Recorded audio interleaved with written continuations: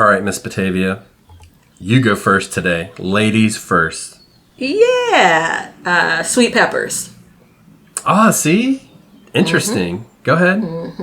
Well, I thought when I was making this list, could I include just make it general and peppers? And I said, no. I'm going to focus in on a particular kind of group of peppers instead of just saying peppers in general, which would include hot peppers. That's also giving you some room to add that to your list if you have to. So sweet peppers, I think, is multi-use, and I'm not going to give any spoilers from last week's episode, so I'm not going to compare to what we talked about last week. You got to listen to that episode. But sweet peppers for sure can be eaten fresh, which is one of our kind of considerations. It can be cooked. It definitely can be. And I think it's helpful to have these lists and these veggies and considering the multi-use without preserving. But it's a bonus if you can preserve them. And you can absolutely, for sweet peppers, preserve them. Sweet peppers are, for me, my experience, it's a vegetable that is much more enjoyable from your garden. Almost exclusively, like all peppers that I've grown for sweet peppers have been better in the garden than they have been, from the grocery store. I am actually set out to freeze more this year than I have in the past.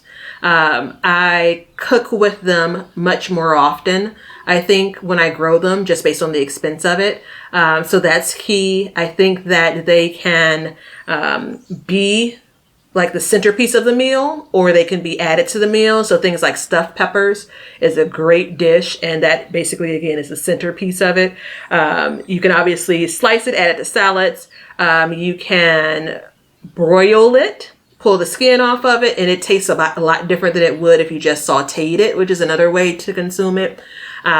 You definitely can preserve it, whether it's hot water bath, if you're using kind of a pickled version, or if you want to use something that's more like a, what's the other, pressure canned? Yeah. How does that other can work? Yeah, pressure canned. I think that generally for me, I feel like it's an easy plant to grow. Like once you get it out into your garden, readily available. I think that there are 1,000,001 varieties. So if you've grown a pepper you don't like, try to grow another one, because chances are you'll like that one. Yeah. So I haven't. I'm leading off with sweet peppers. I haven't canned them yet successfully. I wanted to do roasted red peppers last year, but I didn't really get around to it. And spoiler alert, I don't have hot peppers on my list at all, and that was one that I thought about. But my thing was when I started to break it down, it was a hot pepper is more or less a condiment. It's a side. It's an addition. You can do multiple things with it, but I wouldn't sit down and eat a plate of hot peppers for nutritional value. Yeah. So that was kind of my issue with hot peppers. But it was definitely like when I closed my eyes and thought about it, that was the first one that popped into my mind. Yeah. A pepper sauce, meaning like the equivalent to a tomato sauce, is absolutely a thing. It's delicious. One of my favorite summer recipes, and it is tomatoes, peppers, sweet peppers, and a bit of oil, as well as some garlic. So it's a roasted garlic pepper sauce. It's by far my favorite kind of production from the summer.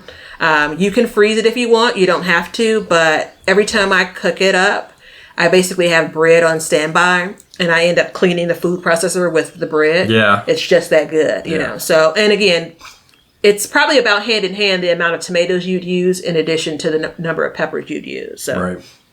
Yeah, and production-wise on a plant, per plant, it can be hit or miss. That's where the testing the varieties really help. And I would, if I could make a suggestion, I would say steer away from your bell peppers and really find something that, a different variety that has the same flavor, but would just, it's more productive. And they're clearly labeled like high yielding or something like that. Yeah. I'm not ready to say steer away from it, but I am ready to say be open to it, because the kind of from seed to harvest time for your true bell peppers can be longer versus some of the sweet varieties that you can, get to harvest much sooner. The green pepper versus a pepper that's actually fully ripe and is the color that it is intended to be, that actually absolutely is a part of it being multi-use in my mind. color to the plate. I know, again, these aren't I'm making this part up as I go along, but that's important, I think. So a lot of us are visual eaters, so peppers allow you to do that. It is. Add some color to your plate. There it is.